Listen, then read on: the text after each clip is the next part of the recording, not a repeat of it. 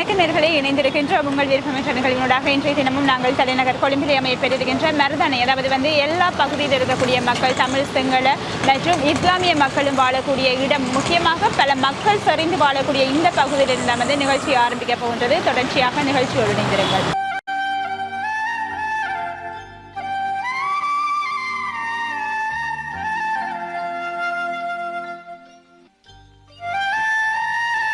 முகமது சாஃபி.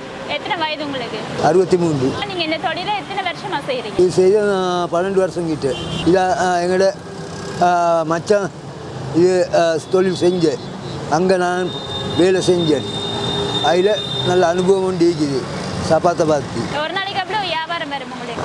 ஒரு மாதிரி ஒரு நாளைக்கு 1500, சில டைம் 3000, 2000 தொழிலை பொறுத்த வரைக்கும். சரி, இந்த தொழிலை விட்டு வேறு தொழில் எதுவும் செய்கிறீங்க? எனக்கு விருப்பம் இல்லை. மாச்சல்லிக்கு நமக்கு நான் கல்யாணம் கட்டி இல்லை. நீங்கள் தங்குறதெல்லாம் எங்கே? இல்லை, நம்ம கூட்டாளிகிட்ட வைக்கு. அதை பார்த்து எனக்கு அனுபவம் இது இல்லை. வரக்குள்ள கொண்டு வந்ததும் இல்லை, போக்குள்ள கொண்டு போகிறதும் இல்லை. அந்தண்டே தேடி தின்றது தான் எங்களுக்கு பேருக்கு. சரி, இப்போ இந்த அரசாங்கம் வந்திருக்கு, விலைவாசிகள் உயர்ந்திருக்கு. ஸோ இந்த அரசாங்கத்தை பற்றி என்ன நினைக்கிறீங்க நீங்கள்? இதுக்கு இருந்த அரசாங்கம் இதுக்கு பார்க்க நல்ல மாதிரி நம்ம சொல்கிறோம். நல்ல வேலை தான் அவங்களும் தெரியாத தெண்டே தேவை செய்தாங்க. சரி, நீங்கள் காலையில் எத்தனை மணிக்கு வந்தால் எத்தனை மணிக்கு போவீங்க? காலைக்கு வரும் 8 மணி, 7:30 மணி, 8 மணிக்கு. ராதைக்கு ஒரு 7 மணி ஆகலும் போவீங்க. நீ தான் நிற்கும் பக்கத்தில்.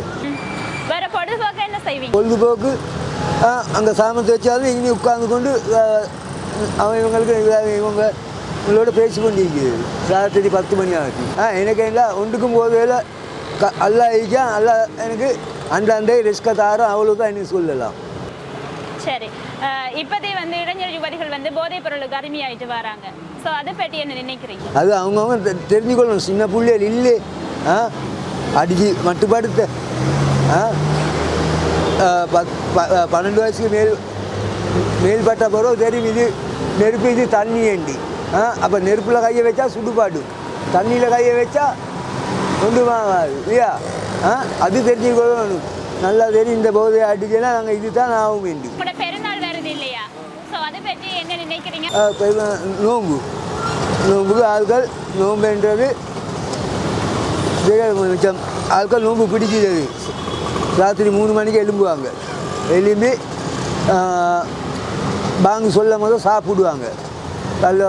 எல்லாம் கழுவி சாப்பிட்டு அதுக்கப்புறம் 6:30 மணிக்கு நோம்பு திறக்கவே தானே. அப்போ தான் இவங்க சாப்பிட்டு பள்ளிக்கு போகிறவங்க பள்ளிக்கு போவாங்க. எல்லாம் தேவையான வேலையை செஞ்சு கொள்வாங்க. செஞ்சு போட்டுட்டு அதுக்கப்புறம் என்ன ஒரு மாதம் நீக்கோடு பெருநாள் வர்றேன். என்ன பெருநாளே எல்லோரும் சந்தோஷமாக இருந்து சாப்பிட்றேன். ஈக்கிதவனோ இல்லாதவனோ அதை பற்றி எங்களோட ஆட்களுக்கு அவசியம் இல்லை. தள்ளி வைக்கிறதும் இல்லை. ஈக்கிதவனும் ஒரே சவானில் தான், இல்லாதவனும் ஒரே சவானில் தான் சாப்பிட்றேன். ஏன்? அவனும் மனுஷன். போக்குளம் எடுத்துக்கொண்டு போய்த்து மண்ணாதி மண்ணம் கூட ஆறாடி நிலத்துக்கு தான் போகிறான். அப்போ என்ன அவசியம்? ஈக்காட்டி தான் இந்த வாழ்க்கை. அங்கே கொஞ்சம் மூச்சு ஈக்காட்டி மூச்சு பிடிச்ச போகிறோம். எங்களுக்கு இன்னும் ஆகுதுன்னு எங்களை கொண்டு போகிறான்னா என்ன செய்தேன் என்று ஒரு பலம் தெரியாதான் யாருக்கு. ஈக்காட்டி நல்லா இருந்துட்டு மனுஷருக்கு தேவையான இதில் மனுஷரோட இதாகி கோவிச்சு கொள்ளக்கூடாது. அறியா இறந்த பிறகும் 2 தான் வரும். 2 நான் செஞ்ச நலவும் அறியா நான் செஞ்ச அவன் சொல்லு அட்டே சாப்பி இப்படி தான் இல்லைடா இது இப்படி தான். அது 2 தான் இறந்த பிறகும் வரும். அது என்ன அவ்வளவு தான் இல்லையா? நீங்கள் கல்யாணம் முடிக்காம இருக்கிறது காரணம் என்ன? இத்தனை வருஷத்துக்கு தனியாக இருக்கிறீங்க. இது நல்ல சுகமான வாழ்க்கை. என்னை பொறுத்த வரைக்கும் சுகமான வாழ்க்கை தான் நினைக்கிறேன். இப்போ நிகழ்ச்சியில் ஒரு பாடலும் ஒளிபரப்பாக இருக்கு. என்ன பாட்டு விரும்பி கேட்போம்? நான் நிச்சயம் சிவாஜியோட எம்ஜிஆரோட பாட்டு தான் கேட்குது. அதுக்கப்புறம் கமாலோட எடனடி பாட்டு கமால், விஜயகாந்த், மோகன் அவங்கள்ட்ட இப்போ வர உண்டு நான் கேட்க விருப்பம் இல்லை. நிகழ்ச்சியில் இப்போ பாடல் ஒளிபரப்பாக இருக்குது. பாடலை 2 மணி நிகழ்ச்சி மூலமாக பாடலை கடந்த மேலே நிகழ்ச்சி மூலமாக நேர்ந்து கொண்டிருக்கின்றோம். பேக்கரி உற்பத்தி பொருட்களின் விலை தற்போது அதிகரித்து வருகின்றது. அது மட்டும் இல்லாமல் கோதுமையின் விலை 10 ரூபாவினால் குறைக்கப்பட்டிருக்கின்றது அப்படின்னு சொல்றாங்க. சரி, இப்போ வந்து ஒரு பேக்கரி விற்பனை நிலையத்தில் நாம் வந்து நிகழ்ச்சி அடுத்த கட்டமாக ஆரம்பிக்க போகின்றது. தொடர்ந்து நிகழ்ச்சி மூலமாக இருக்கிறோம்.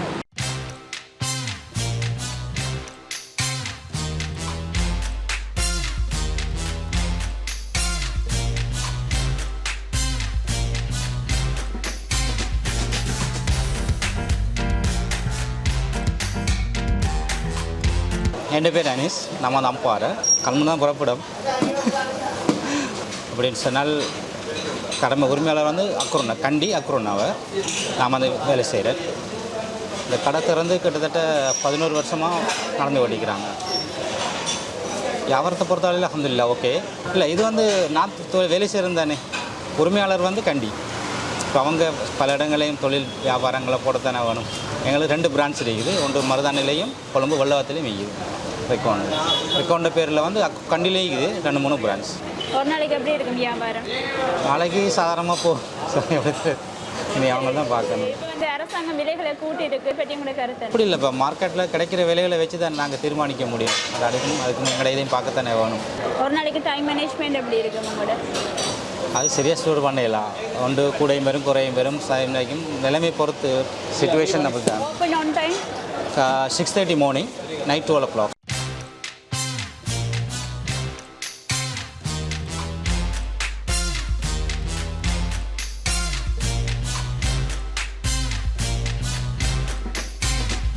ஓகே, எங்களை ஹெல்ப் பண்ணக்கூடிய அந்த மேனேஜ்மெண்ட் இருக்குது. எல்லாத்தையும் சும்மா யாரை மனசு நோவாத மாதிரி தான் ஹேண்டில் பண்ணுவோம்.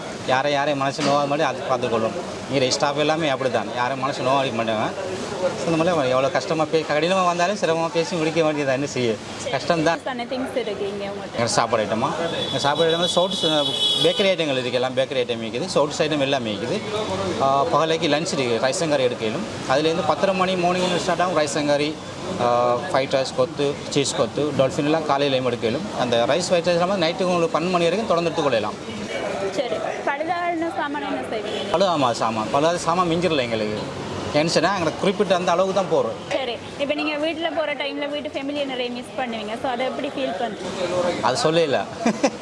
இப்போ நாங்கள் மாதக்கடை லீவில் போது லீவ்லேருந்து வந்தாலும் கூட அது வீட்டிலேருந்து கடைக்கு வர்றது மனசு இல்லாமல் தான் நிற்கும்.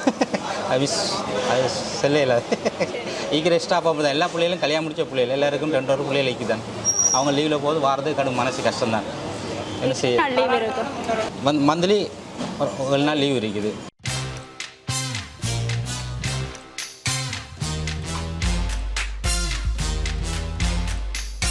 காசு தான் மக்களோட வாழ்க்கையை தீர்மானிக்குது இல்லையா? ஸோ அதை பற்றி உங்களுக்கு கருத்து என்ன? காசு தான் வாழ்க்கை. காசு இல்லாட்டி வாழ்க்கையில் கஷ்டம் தானே. மக்கள் காசுக்கு தான் எவ்வளோ கஷ்டப்படுறாங்க. இந்த பிள்ளைகளும் தொழில் கஷ்டப்படுறாங்க. எல்லாம் காசுக்காக தான். அதை தீர்மானிக்கிறேன்னு சொன்னால் இப்படி தான் அவங்களோட வேலையை வச்சு தான் அவங்களோட வாழ்க்கையை தீர்மானிக்க முடியும். கஷ்டமான நிலைமை தான் இப்போ. ஓகே, இப்போ வந்து க்ளீன் ஸ்ரீலங்கா பற்றி என்ன நினைக்கிறீங்க? க்ளீன் ஸ்ரீலங்கா இப்போ ஓகே.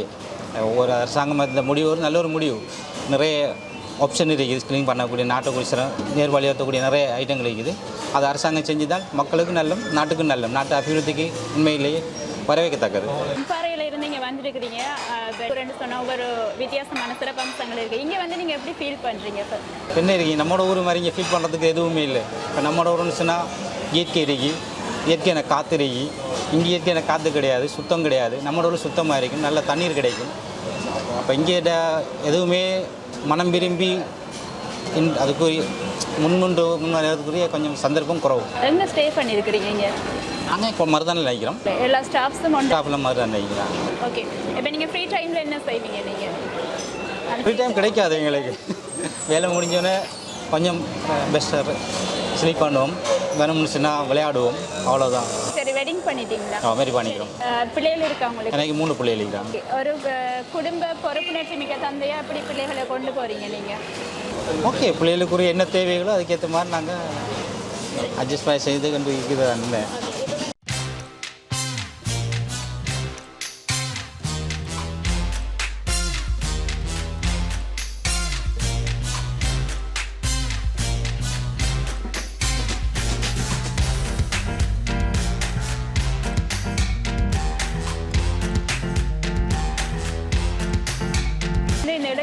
இளைஞர்கள் வந்து போதைப் பொருளுக்கு அடிமையாயிட்டு வராங்க. அதை பற்றி உங்களுக்கு அது உண்மையிலே கடும் கஷ்டம். உண்மையிலே தடுக்கக்கூடிய விஷயம். அது போதைப் பொருளால் மக்கள் ரொம்ப அந்த அடிமையாகிறவங்க கஷ்டப்படுறாங்க, அடிமைக்குரிய குடும்பமும் கஷ்டப்படுறாங்க.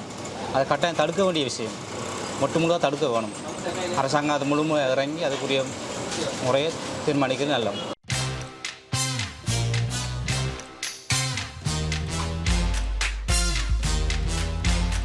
என் பேர் வந்து முகமது நவாஸ். வயசு 72 வருஷமாகுது.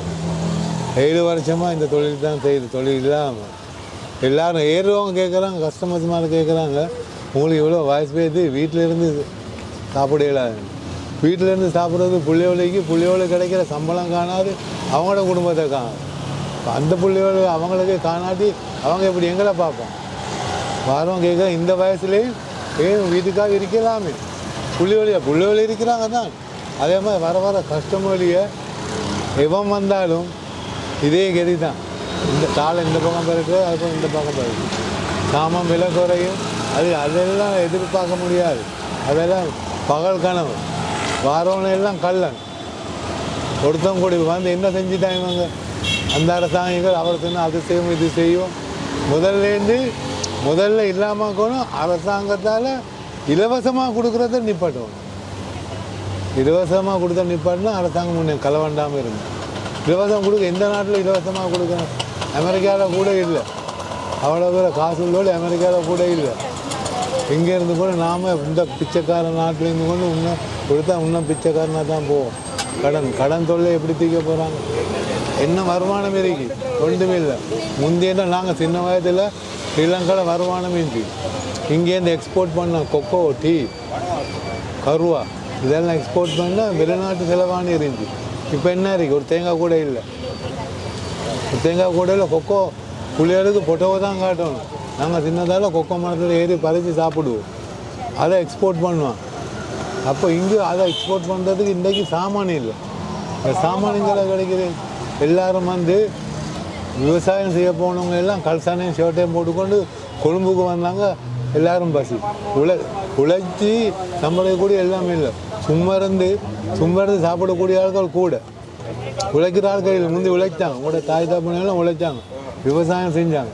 இப்போ விவசாயம் எல்லாம் கல்சானை கொடுத்துக்கொண்டு ரோட்டில் அப்படி இருந்து கொண்டு சும்மா எங்கே கிடைக்குதா அவன் இது எப்படி பிடுங்கலாம், இவன் இது எப்படி, இதுதான் இன்றைக்கி இலங்கையை பொறுத்த வரையில் இருக்கிறேன். வேற என்ன சொல்லுங்கள்? ஒரு நாளைக்கு எப்படி இருக்கும் வியாபாரம் கூட? ஐயோ, அது கேட்கல. நான் படுற பாடு நமக்கு தான் தெரியும். ஏன்னு கேட்டால் இப்போ இவ்வளோ நேரம் இருக்கிறோம். இப்போ நான் 20 கிலோமீட்டர் வந்து பிங்கினிக்கு இருக்கிறோம். இப்போ 2,000 தான் ஓடிக்கணும் 300 ரூபாக்கு. பெட்ரோல் அடிச்சு இப்போ 300 ரூபாக்கு. அப்போ நான் சாப்பிட பின்னேற என்ன நம்பிக்கைக்கு 1000 வரும். டோட்டலாம் பாருங்கள். நீ என்றதுனாலே என்று அது சொல்லலை. போவேன்னு எப்படி போவாங்க. ஆனால் காசு இல்லை மக்களுக்கு. தொழிலுக்கு ஏற்ற சம்பளம் வருவாய் இல்லை. அவங்களே பஸ்ஸில் போகிறாங்க. இப்போ பஸ்ஸில் போகிறோம். கூடுமான மாட்டு நடந்து போக பார்க்குறேன். ஆட்டோவில் போனாங்க. ஓண்டு இன்றைக்கி விலையை கேட்டுட்டு இறங்குறான் வாரம். அவங்களுக்கு ஒன்றும் தெரியல. எல்லாருக்கும் ஒரே மாதிரி இருக்கிறவங்கள்ட்ட இருக்கு உழைக்கிறோம். அரசாங்கம் அரிசி இம்போர்ட் பண்ணு. என்ன விலை குறைஞ்சி? எங்கே இம்போர்ட் பண்ண அரிசி எல்லாம் என்ன ஆச்சு? அரிசி எங்கே போச்சு? அரிசி எல்லாம் வேணால் இம்போர்ட் பண்ணலாம். 1000 டோன் இவ்வளோ இம்போர்ட் பண்ணிக்கு விலை குறை. எங்கே ஏன் அரசாங்கத்துக்கு பிடிக்கல? ஏன்னா இடுப்புலேயே அடிச்சு விடுறீங்க. வியாபாரம் அரிசி இல்லை. ஸ்டோரில் தான் பதுக்கி வச்சிருக்கேன். ஸ்டோரில் பிடிக்கிறான்.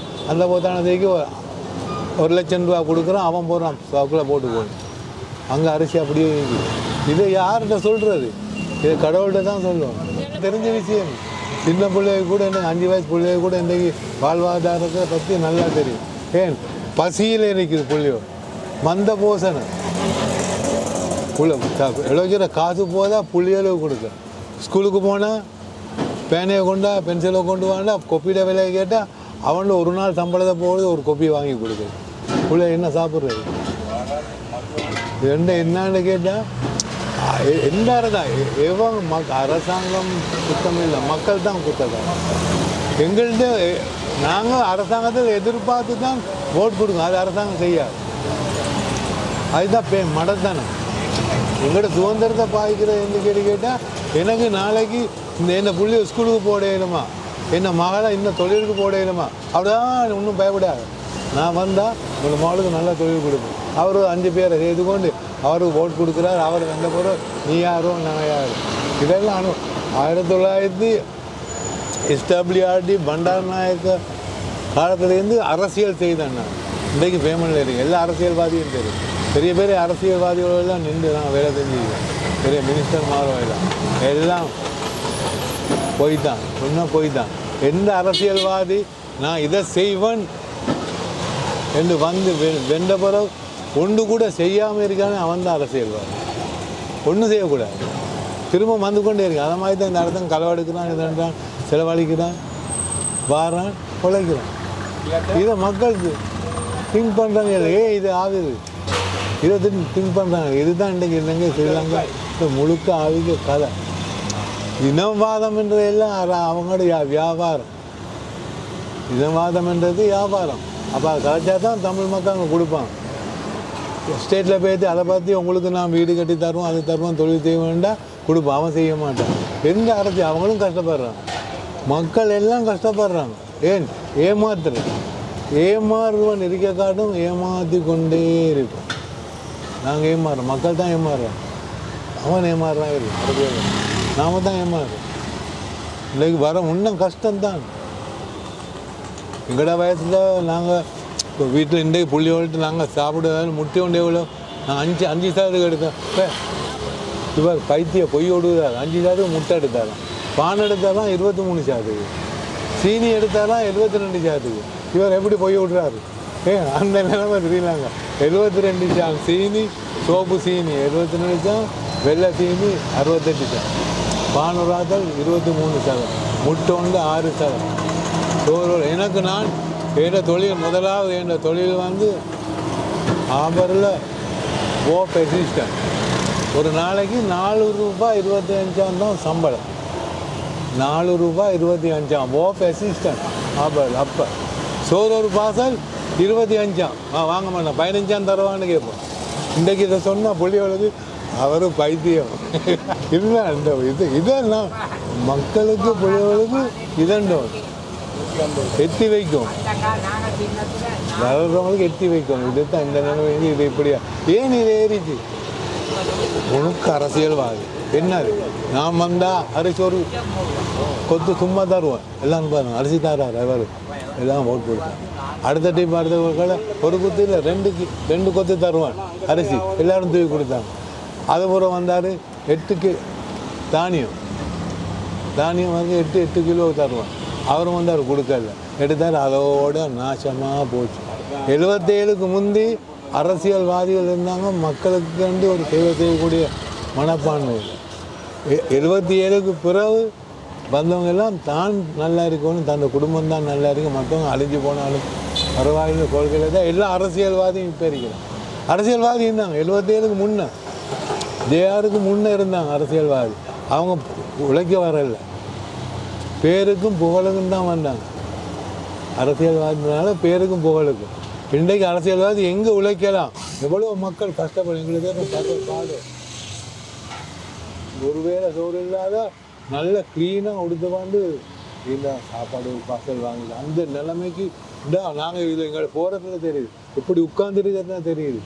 ஏன் சாப்பாடு மறுவாதியாக உடுத்து பாருங்க, தொழில் இல்லை, ரகசியமாக சொல்கிறாங்க. சரி சாப்பாடு ஒரு பாடு தான், அவருக்கும் சாப்பாடு வாங்க நிலைமையில் அவர் இல்லை. அவர் என்ன செய்யார், ஒரு 10 ரூபாவோ 20 ரூபா கொடுக்குறாரு. எத்தனை பேர் கேட்க ஒரு சோறு பாசம் என்ன வேலை, முந்தி சோறு பாசை வாங்கி கொடுக்கலாம். இன்றைக்கு குடிக்கல 350 400 ஆக கீழ்த்தரமான சாப்பாடு பாசல் 350 ரூபா. அதை கூட வாங்கி கொடுக்கக்கூடிய நிலைமை இல்லாமல் புள்ளியோடு சாப்பிடுங்க, புள்ளியோடு ஸ்கூலுக்கு வர சாப்பிடாம படிக்க கொடுக்கறது புத்தகம் எங்கே வாங்க, புத்தகம் வாங்க காசு இருக்கா? இந்த கொப்பிட்ட விலை என்ன? ஒதுக்கி இருக்குதான் நான் சொல்கிறேன். நான் ஒதுக்கி இருக்கேன். என்ன நடக்குது? இதுக்கு முந்தைய ஒதுக்கிட்டாங்க இருந்தாங்க, என்ன நடக்குது? ஏதோ ஒதுக்க தேவை, இருக்கிறத கொடுங்க. 3 போசாக்கு கொடுத்தாங்க, போசாக்கு இல்லாதனால எங்கே அது வைக்கல, அது இருக்கு, காசு கொடுத்து வாங்குறதுக்கு இருக்கு. அதே அரசாங்கம் உள்ள காசு கொடுத்து வாங்க, அது எங்களை வருவது? மக்களுக்கு கொடுக்குறத 100 வந்தால் 10 பேருக்கு கொடுத்து 90 பின்பக்கத்தால் விற்கிறோம். அது காசு உள்ளவன் வாங்கி அவங்கள புளியை கொடுக்குறோம். இவங்களுக்கு வரல, வந்தால் தாரோம். இந்த நாடு ஒரு நாள் உருப்பட என்னைக்கு மக்கள் அவங்களோட தேவைகளை மறந்து இதுதான் இவருக்கு தான் தேவையாண்டு இருந்தால் உருப்படும் போது அதுக்கான உருப்பட ஏன் தெரியும் ஏமாறும் இருக்கிறான். ஏமாற்றி கொண்டே இருப்பான். அரசியல்வாதிகள் ஏமாற்றி கொண்டே. சரி, இப்போ வந்து இந்த இளைஞர் யுவதிகள் போதைப் பொருளுக்கு அடிமையாயிட்டு வராங்க. ஸோ அதை பற்றி என்ன நினைக்கிறேன்? அது வந்தது அவங்களுக்கு வருவாய் கூட. அவங்களுக்கு வருவாய் கூட. ஒரு கையேந்திரம் ஒரு நாள் 7-8 ரூபா உழைக்கிறான். 7-8 ரூபா உழைக்கிறான். உழைச்சி போட்டு அவனுக்கு ஒரு சதம் கூட சாப்பாடு கூட செலவில்லை. சாப்பாடு எங்களுக்கு கூட சுட சுட சாப்பாடு கிடைக்காது, ஆனால் அவனுக்கு கிடைக்கும். வீட்டில் கையேந்திரவனுக்கு எங்களுக்கு கூட சுட சுட சாப்பாடு கிடைக்கும், ஆனால் அவனுக்கு கிடைக்கும். ஏன் ரோட்டில் போகிறவங்க சோறு பார்க்குவாங்க, நல்ல ஒரு காசை கூட இந்த பாதம் எங்களுக்கு கிடைக்காது, அவனுக்கு கிடைக்கும். அப்போ அந்த காசு முழுக்க மிச்சம். இந்த காசால் என்ன செய்தது பக்கத்தில் வந்து பார்த்து நிற்பான். இவனுக்கு நான் இப்போ எனக்கு மது கொடுக்கணும், இவரை முதல்ல ஏமாற்றுவோம். இவர் ஒரு நாள் 7-8 ரூபா தேடுவார். அவர்கிட்ட கேளுங்க, இந்த ரொம்ப மதுக்கு அடிமையாகிக்காது. ஏன் காரணம் காசு கூட கையில் இருக்குது. எங்களோட காசு இருந்தால் செலவு இருக்குது, அவருக்கு செலவு இல்லை. அவருக்கு எல்லாம் கிடைக்குது, சும்மா எல்லாம் கிடைக்குது. சாப்பாடு கிடைக்குது, தண்ணி கிடைக்குது, காசு கிடைக்குது. கேளுங்க, உனக்கு தான் அது இங்கே தான் இப்போ எனக்கு தெரியும் வர நல்ல. ஏன் மதுக்கு அடிமையான காசு கையில் இருக்குது, இல்லாட்டி குடிக்க மாட்டார். இது இன்றைக்கு ஆயுதம் எல்லாம் என்ன செஞ்சு சரி காசு கிடைக்குது. இதால் தான் இது என்ன முறையில் சரி நிப்பாட்டணும். அவங்களுக்கு போதை பொருளை நிப்பாட்ட யாரும் முடியாது. அது பகல்காலம். இங்கே கொஞ்சம் இருந்து பார்த்தீங்கன்னா இன்னும் ஒரு மணத்தியாலம் போக கூட எல்லாம் போலியில் நிற்பாங்க மது வாங்குறது. அரசாங்கம் நடவடிக்கை எடுத்து ஒன்றுமே செய்ய முடியாது. அரசாங்க நடவடிக்கை யார்? ஜனாதிபதி பேர் ஏர்போர்ட்டில் நின்று வாசல்லாம் செக் பண்ணுவாங்க. அதை பார்க்குறவன் சம்பளத்துக்குள்ள அரசாங்க தொழில் செய்யணும். அவனுக்கு காசுக்கு ஆசை இல்லை. யார் காசுக்கு ஆசை இல்லை? காசுக்கு யாரும் ஆசை. ஏன் எப்படி அந்த மதுவில் வைக்க கள்ள சாமானமெல்லாம் பாக் பண்ணி போட்டு கிடைக்கிற காசு எடுத்து பாக்கெட்டில் போட்டு கொண்டு அவன் ஜொலியாகிக்கிறான்.